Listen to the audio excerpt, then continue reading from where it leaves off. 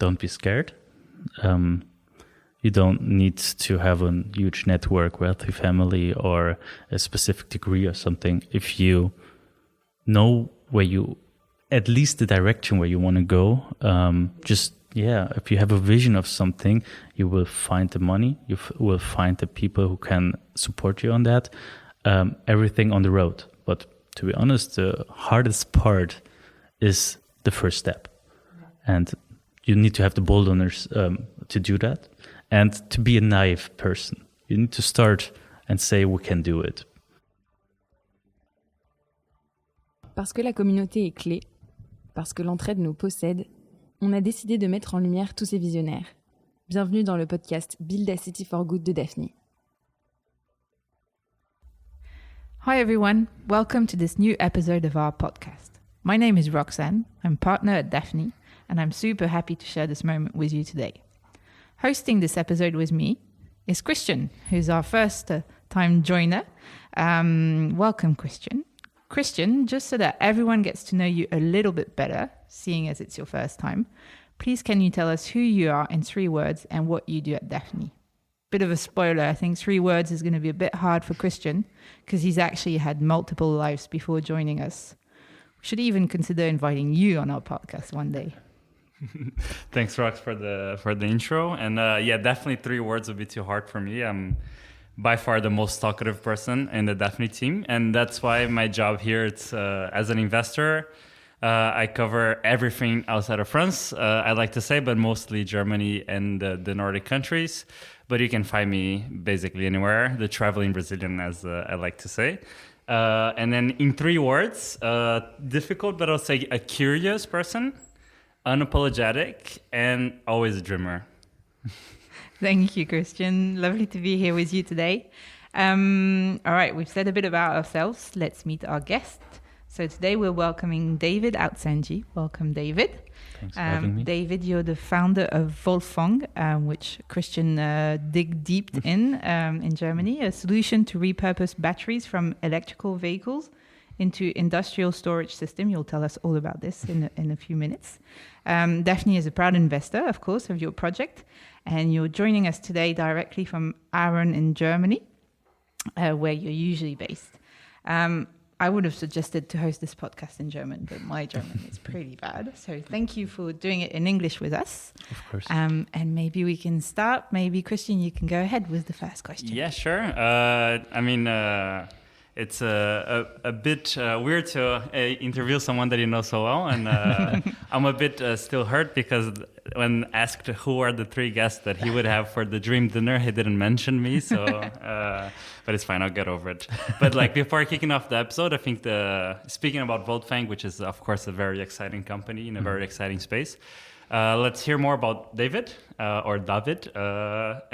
So who are you? What did you dream as a kid? And what are you passionate about? So thanks first of all for hosting me or us and also being on board. It's more than 6 months or even more. And so far it was a pleasure to have you on board. I'm David. I'm the co-founder and CEO of Voltfang. My childhood dream was always to fund or to build something my own, because there was the sayings of my dad that he always said, do something your own, always build something your own, and therefore that was always in my head. And through school and college and everything, I was introduced to Roman and Afshin, so in the RWTH in Aachen, where we all studied together, now 10 years ago. And then quite a while later, we then bought together a camper van. And there is actually also where the idea comes from, that we had this camper van. The battery of the camper van was always empty. Therefore, Roman decided to put a solar panel on the roof. And then we were deciding of how we can, or with what kind of battery we should change the battery of the camper van. And then we were looking at eBay Kleinanzeigen and saw that there were Tesla batteries. And we decided to put one into our camper van, but in the end, they were way too heavy. But at the same time, the father of Roman said he wants to have a storage system for his workshop, and we said, for sure, we can build you one. We are engineers. And that was actually 4 years now ago. We built up the storage system. And since then, we founded Voltfang and developed to a bigger company where I can maybe also tell you a little bit more what we are doing, where we're heading to, and so on and so forth. Yes, please go ahead. Yeah, tell us. So what we are doing is we repurpose electric vehicle batteries after their first life in the car. For example, Tesla, after 8 to 10 years, they need to change the batteries because they reach the end of life. And then we are testing these kind of batteries at our facilities. So we are producing, testing, and developing everything from Aachen still. Since we are a spin-off of the RWTH, we stayed there. And after we test the batteries and grade them for the use cases we are able to do, then we integrate them to our self-developed storage system, which is actually also awarded with the biggest prize for electric storage systems in the world. And then we produce a whole rack or one unit, which starts at 50 kilowatt hour, and we can stack them together up to 20, 30 megawatt hours. So we cover from a small storage or a store like Aldi Nord, or McDonald's, for example, up to really grid scale storage systems, which are there to stabilize the grid. And that's the whole idea behind it, to push sustainable batteries, because we repurpose them from electric vehicles into the market to get the energy transition forward. And there we want to help all of the kind of companies who want to be a part of that. So it's pretty cool. I'll take your camper van and it'll lead you to creating a company. I love that. So you've told us a little bit about Voltfang already. When did it start? So it started 4 years ago, where we were studying at the RWTH. Afshin and Roman were a little bit faster than me, done with the university, and afterwards then I was 1 year also in college or university while we were funding, and since then it started. Okay, cool. I think Christian, you wanted to ask. Yeah, and then it's fun because coming from engineering school and transforming that into a company, how was that process for you guys? Actually, really similar, because engineering taught us a lot. What engineering taught us was, in the end, problem solving. And my job is to solve a lot of problems a lot of times. So in the end, it taught us really well to know how to tackle problems. In the end, everything is based on physics. And you can, if you understood the basis of physics, you can build knowledge upon that fundament. And this is actually what we do. We build it up, the knowledge on that base. And since then, we are overcoming challenges by tackling them like engineers. And therefore, it was amazing. To be honest, it wasn't like this, that one course stuck out and that the one course helped us. It was everything self-taught with the tools of an engineer. And then going from college spin out, you guys in the lab, to now over 45 employees. What are some great memories, good and bad memories from the early days of building Voltfang? There are so many memories. I can make this podcast to an 8-hour podcast. Okay, where should we start? So we have 45 full-time employees, 80 people actually in total. We have the own production in Aachen, therefore we are producing. Since we started, we started actually in the basement of an fair builder, because we started at Corona, and the fair stand or the fair builder didn't had so much deals in that time, so he needed to rent out his basement, and we just took over. And were you drinking Coronas all day long? Actually more kind of tea, because it was so cold. We were always with the jackets on, building on something. But one of the best moments was when we got some people hired, which migrated to Germany, and they also received their working permit. Oh, yeah. That was one of the best or coolest days. We also have people who started as an internship. And for example, Alex, he is now the VP of operations, or our head of battery health. All of them started as an internship and developed themselves with the company. And that's something amazing to see, that everybody still have the motivation, the intrinsic motivation to keep on following our goal to really enable the future worth living. This is something amazing. Due to the road, there were a lot of hiccups. So where should I start? First of all, we thought the first storage system, we can build it up in 3 days. It took us 10 days. So that was funny. A lot of nights without a lot of sleep. That's like when I built my IKEA furniture. I think it's going to take me half an hour. 4 hours later, I'm still on it. That's right. It's tough because salespeople, they always oversell, and then it's the tough job of the technical team of delivering. But then as the early startup, you're both. So you're overselling, and then you're actually the one building it. Actually, it was really always like this, that before we had a real product, we were always selling the product. We had a prototype, but then when we sold it, we need to develop it and build it and then iterated it afterwards. So we made a minimal viable product in hardware, which I didn't see before, but it's actually really good because you just build things which the customer really needs and doesn't build something around it, which nobody cares. And then at which point during this process did you Roman and Afshin realize, like, wait, we're actually might be building a multi-billion-dollar company here? Was it from the start, or that it was a moment that it clicked and everything changed? Actually, we had no idea where we're heading with this company.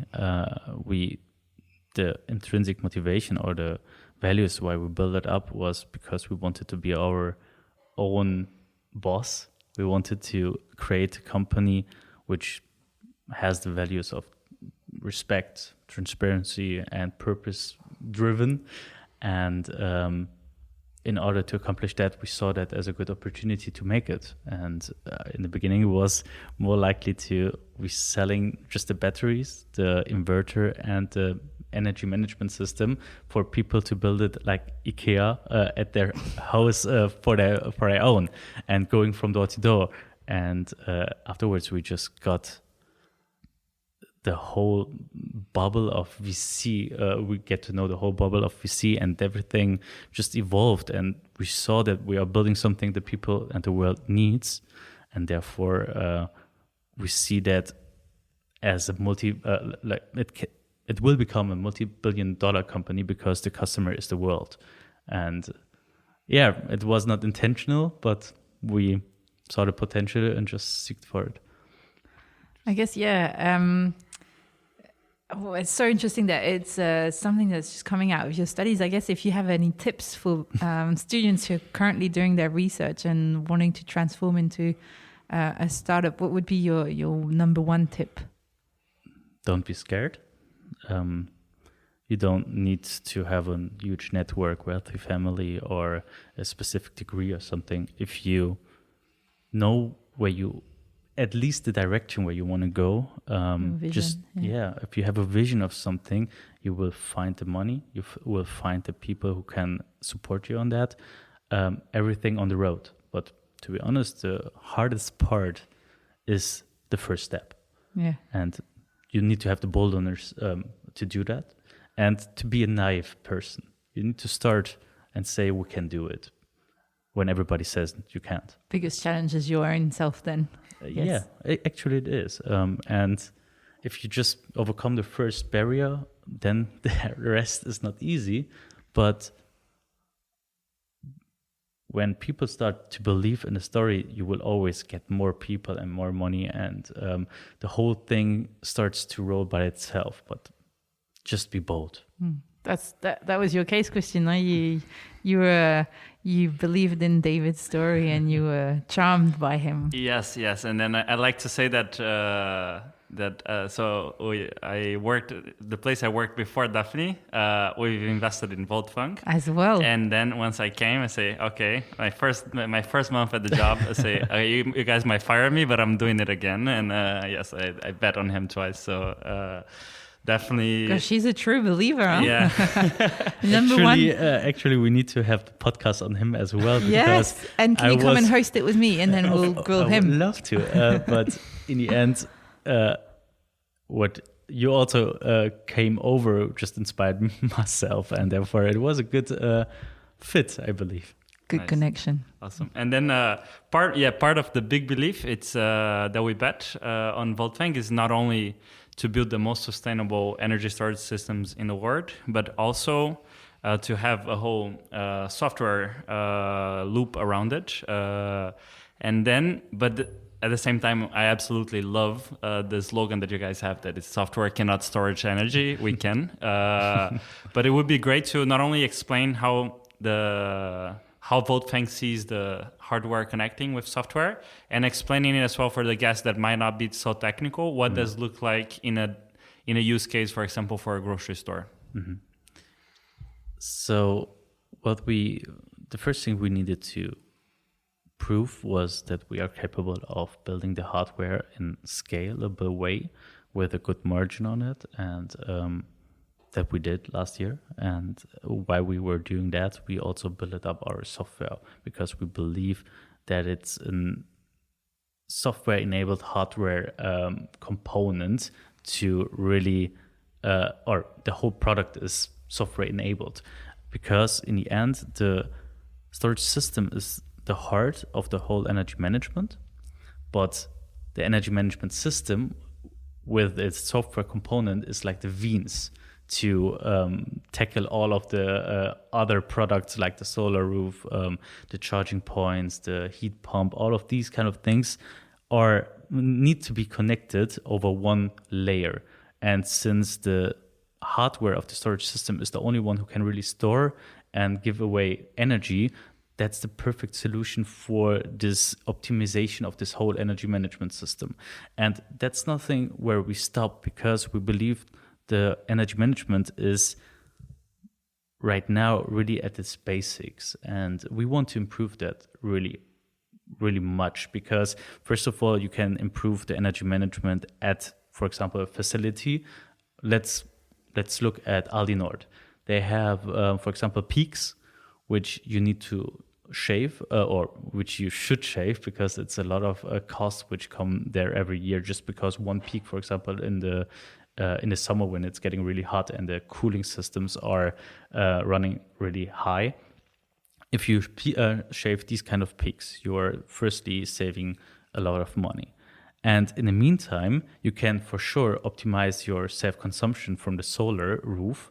But when, for example, the grid needs a lot of energy, and you can offer them with your battery these kind of energies, you will get even more returns from that. And that's, for example, what we are trying to do, to trade our storage system behind the meter. So you have the use case of shaving the peaks, you have the self-optimization use case, you are optimizing on the charging points, but also if the grid needs like support, you provide it. And this kind of multi-use stage, this is untapped yet.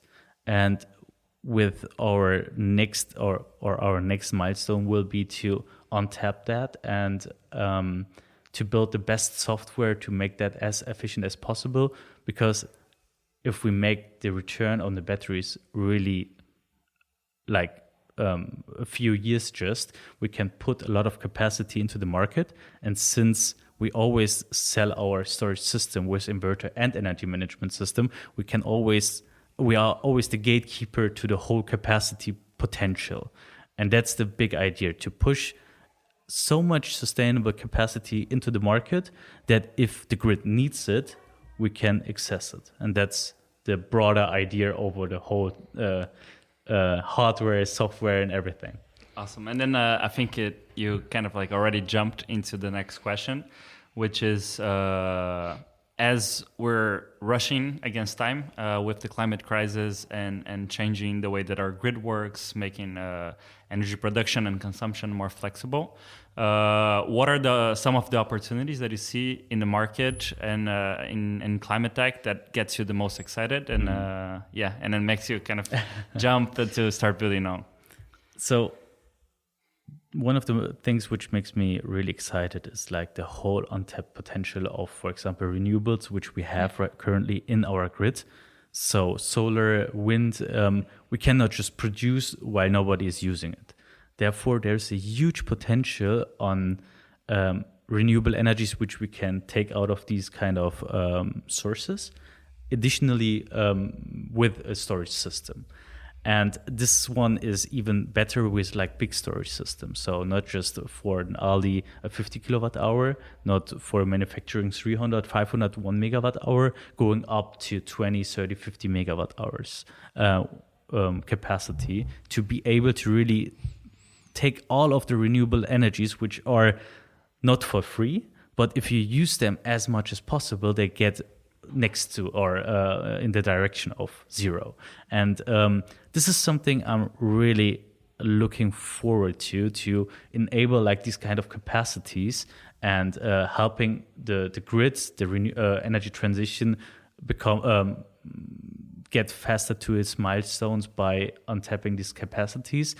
And the thing where I get really nerdy is on our product side, because since we have a lot of engineers in our company, we built up a product which is more like a platform. So the inner frame, so what the battery holds, like the modules are stacked into our storage system, and the inner frame, which holds all the batteries, is so easily scalable from 50 kilowatt hour to 20, 30, 50 megawatt hour. Just the housing is different. So in the smaller one, you just put it outside in a smaller rack.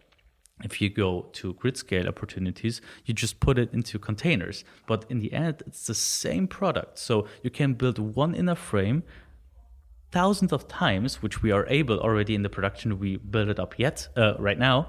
And we are able to really produce the same thing 1,000 of times for completely different kind of customers, and with the same energy management layer, which is also, again, for everybody. And that's so cool about also the hardware part, because we built something which is incredibly scalable, and that's for a variety for customers, and that can really help for the making an impact. Wow, so cool. All right, let's change topic a little bit. I guess we're doing a tech podcast. We're investors in tech, but it would be impossible to do a tech podcast. Sorry, I can't say the word very well today without talking about AI. Is there any way you see AI disrupting the energy industry? Do you see it today? Do you see it in your activities? Disrupting is something in energy transition we are talking more on optimizing a lot. So there is a huge untapped potential where we can optimize. What we are already doing is we are using machine learning frameworks for our testing, for example, to get better gradings. But again, it's just better grading. It's not a disruption. Yeah. And the same on the energy management side, we will use artificial intelligence for that as well, because you can anticipate, for example, when peaks will come. For example, if it's really hot, you just put a lot of facts or empiric data inside of it, and then they just predict how much likelihood is that something will happen. I don't believe that it will disrupt our case, but maybe in other cases it could be. In other cases, I believe that AI and machine learning will optimize it, and it's not just a small optimization. It's more like 50% or up to 50% optimization. All right, so no major disruption, but a bit of an influence. Let's see. I would love to be proven wrong. That's a very engineering answer. Yeah. Cool. And then, okay, so we went really, really technical. And then pulling out. We're doing a quiz, huh? At yes. the end. Doing a quiz. But then, like, I always like to as well make it personal. So any surprising facts about David that our guest probably wouldn't have guessed? I believe a lot of surprising facts about myself. Oh, he's taking the time to think. It's really hard, to be honest. When you think about surprising facts, you need to look from the other perspective and think what people don't think of you, but I have no idea what people think of me. So it's actually a really hard question. In the end, I believe in myself a really positive and optimistic person, but to be honest, I'm also a lot of times really realistic and never pessimistic, but always really conservatively realistic about a lot of numbers. And I love to be proven wrong, and that's the same with, for example, in my head, I'm always like, okay, it probably will not work, and I'm always then again I'm proved wrong. Then you think back to, let's not make myself the own challenge. That was your advice. Yeah, and maybe I'm an introvert and an extrovert at the same time. Yeah, I see myself. I'm introvert, but I can be an extrovert. So I'm more like an introvert. All right, cool. Okay. Okay, well, so maybe the extrovert side of yourself. Where would we find you outside of work? What's your main interest or hobby or passion? I don't know. I'm an entrepreneur, so we don't have hobbies. No, just kidding. You need to take time, huh? Of course, I adopted a dog with Daphni, my co-founder. And actually, you see myself with my dog out in the wilderness. What's the name of your dog? What's Nacho. the breed? Nacho. It's Nacho. Nachito, or his full name is Ignatius, but everybody calls him Nacho. Just kidding. He's a Labrador, and he is the one creature which keeps us calm. And do you take him to work? Every day. Oh, nice. So it was part of the investment thesis. Yeah? Did you meet Nacho? The dog. We met for videos, and then like during the day that I was in the factory, I couldn't meet Nacho. But then it's a reason to come back to Aachen for sure. For sure. He wasn't on the investment committee. I didn't see him. He had some meetings. Appointments. Well, hello, Nacho. Okay, we're not finished, but I do have this one question. If you had to leave one message to other entrepreneurs in the climate space, what would it be? We're at the pivotal time, and just do it. There is so much passionate people, sustainable capital. This is the perfect time to found something in that space and to keep on hoping that the world will become better. And come and see Daphni if you have a project. Huh? Yes, always. For sure. All right, we're going into other types of questions now. Are you familiar with the idea of the 10 ton to 2 tons per year? No. Okay, that's all right. So to reach the Paris Agreement, we would have to decrease our consumption of CO2 from approximately 10 tons right now that we do as European every year to 2 tons, so divided by 5. What would be your idea of how we can achieve this individually, each of us? Working at a climate startup. Working for Voltfang. Always we hiring. are hiring. Apply. As individuals, we are not that strong as a community. So there's just a few companies who are destroying this world. We need to cut them off, and that's actually it. So in the end, we need to force our governments to stop subsidizing the fossil fuel industry, stop subsidizing oil, or even start subsidizing a lot in climate tech that it's getting redundant, and stop letting lobbyists destroy our future. So in the end, we as individuals, we need to push for politicians to be transparent and to see what they are doing, why. And that's the impact we have. I don't believe that we need to cut flying somewhere or something because we don't have so much opportunities, and we should reduce our comfort a little bit, but that doesn't mean to fly somewhere if the other way would be 50 hours of train or even 20 hours of train is not worth it against 1 hour or 2 hours of flight. So in the end, as individuals, we have our voice, our vote, and that's something really powerful. And to found a company which is building better products than the fossil fuel industry. So that would be my recommendation. Cool. And so if you take us in the future in 2050, what would be your vision of the world in 2050? I just love the topic of renewable energies. I just love the idea that... I couldn't say that. I just love the idea that we are really running just on solar, it's just on wind and maybe other types of source of energy.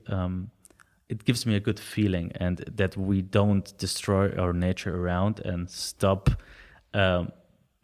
cutting forests for profit. That in 2050, I believe there will be profit still, something valuable, but even more valuable will be the impact on the society. And I'm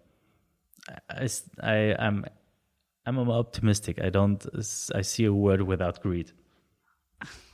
Hey, Cool. leave a better word for Nacho. Yeah.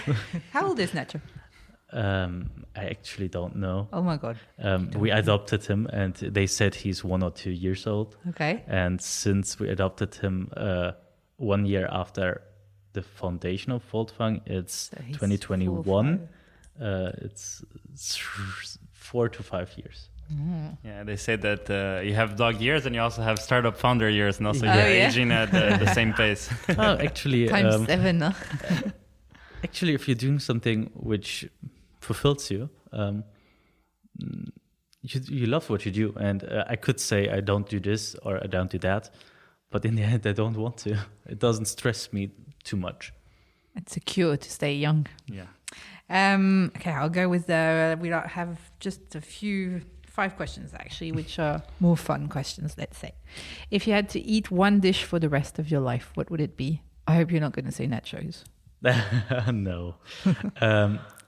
Pasta limone. Pasta. Well, pasta limone. What's in the limone? It's what, lemon? Yeah. All right. Okay. Obviously. Yeah. Okay. I'm just cool. checking. If you had to put a person to illustrate the new Euro bill, who would it be there? Women scientists. Do you have a name? Someone. that Marie comes- Curie. Marie Curie. For sure. What job did you want to do when you were little? Entrepreneur. No, actually, when I was little, I wanted to be a doctor. Okay. Nice. And then if you were to be reincarnated as an animal tomorrow, which animal would it be? Not sure. No, I hope as a bird. As a bird. Eagle. You can fly. You're Yeah. free to go everywhere you want. The one app you will never delete from your phone. Good question. Calm.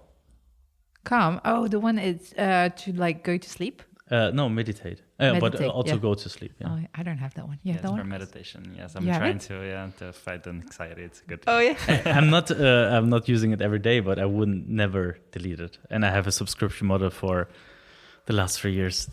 So Oh, cool. I need to Savor, try yeah, it. it's good. Yeah. All right. I think we're coming to the end of this podcast. Thank you very much, David, for joining us and doing it in English. Thank you. For sure. And thank you, Cristian. I hope you enjoyed your first time. And yeah, you of will course. come I'm back. happy I didn't cuss, so it's a success. Huh? All right, guys. If you like this episode, please don't hesitate to share it. And of course, we'd love to have you join our next episode. Thank you, everyone. Bye. Bye-bye. Bye.